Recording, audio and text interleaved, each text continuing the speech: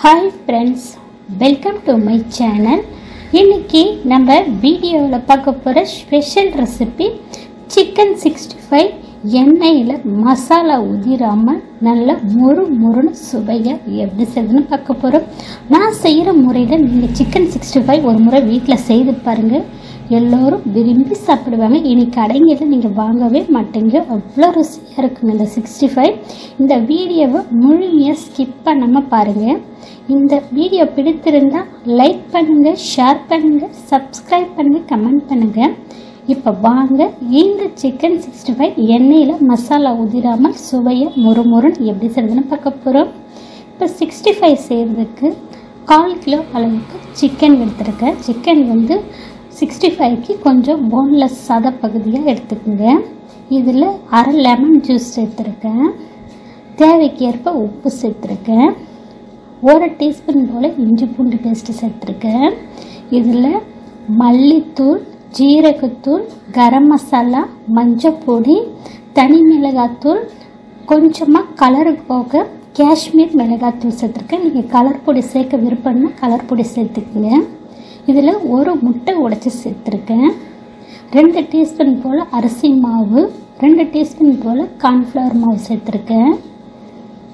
இப்போ இதில் 1 டீஸ்பூன் போல் தயிர் கெட்டி தயிரை நல்லா பீட் பண்ணிவிட்டு சேர்த்துக்குங்க.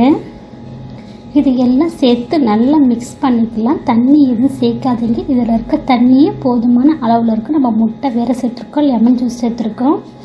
இப்போ நல்லா மிக்ஸ் பண்ணிவிட்டு இதை மூடி போட்டு ஃப்ரிட்ஜில் வச்சுருங்க. ஃப்ரிட்ஜில் ஒரு அரை மணி நேரம் நல்லா ஊற வச்சுருங்க. டைம் இருந்தால் நீங்கள் 2 மணி நேரம் கூட ஊற வைக்கலாம். டைம் அதிகம் இல்லைன்னா அரை மணி நேரம் ஊற வைங்க. இப்போ ஃப்ரிட்ஜில் அரை மணி நேரம் ஊற வச்சு வெளியில் எடுத்து ஒரு 10 நிமிஷம் போல் கூலிங் போனதுக்கப்புறம் எண்ணெயில் ஃப்ரை பண்ணி எடுத்துக்கலாம்.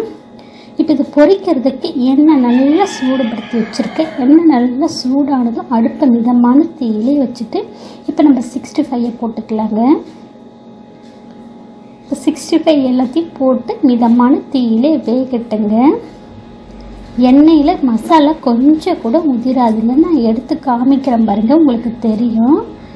இது ஒரு சைடு நல்லா வெந்ததும் திருப்பி விடுங்க. வேகிறதுக்கு முன்னாடி திருப்பினீங்கன்னா மசாலாலாம் ஒட்டுற மாதிரி இருக்குங்க.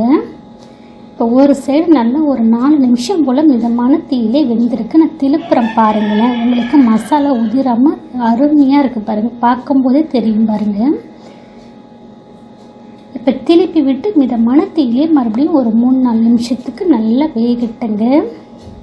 இது நல்லா வெந்து இந்த எண்ணெயினுடைய சடசடப்பெல்லாம் அடங்கியிருக்கும். அந்த மாதிரி பக்குவம் நம்ம எடுத்துக்கலாங்க.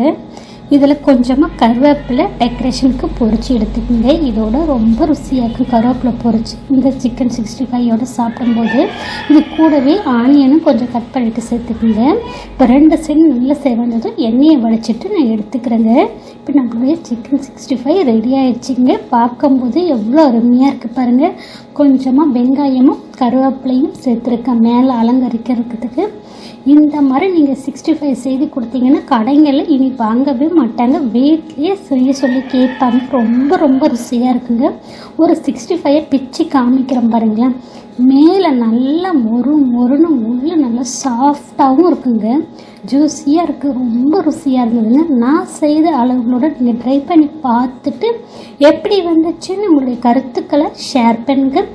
இந்த வீடியோ உங்களுக்கு பிடித்திருந்தால் லைக் பண்ணுங்க, ஷேர் பண்ணுங்க, நம்ம சேனலுக்கு மறக்காமல் சப்ஸ்கிரைப் பண்ணுங்க. கூடவே பெல் ஐக்கனை கிளிக் பண்ணி வச்சுக்கோங்க.